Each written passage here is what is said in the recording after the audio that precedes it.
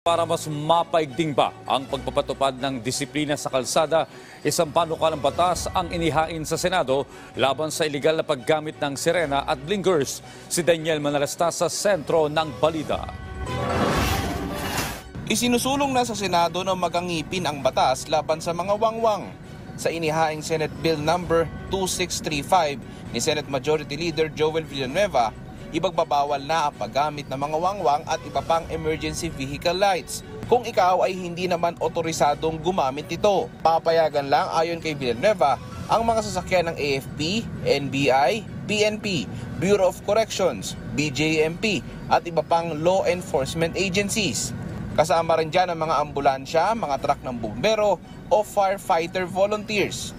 Ayon sa Senador, bilang tugon din ito sa kamakailan na pulisiyang ibinaba ni Pangulong Ferdinand R. Marcos Jr. hinggil sa wangwang. In line with the administrative order of the President na inagrihan naman po natin, di ba? So yung violators will be fined from 1,000 to 5,000 pesos with the possibility of the suspension of their driver's license for a period of 1 year. And yung binanggit natin nung isang araw sa ating mga kaibigan sa media na yung manufacturers, distributors, importers, retailers, and sellers who engage in unauthorized sale of these accessories shall receive a fine of 50,000. Pinuna naman ni Senator J.V. Ejercito ang mga anyay bully sa kalsada ng mga konvoy na dumaraan habang ang lahat ay ipit sa traffic. Kaya naman suportado niya ang adhikain ni Pangulong Marcos.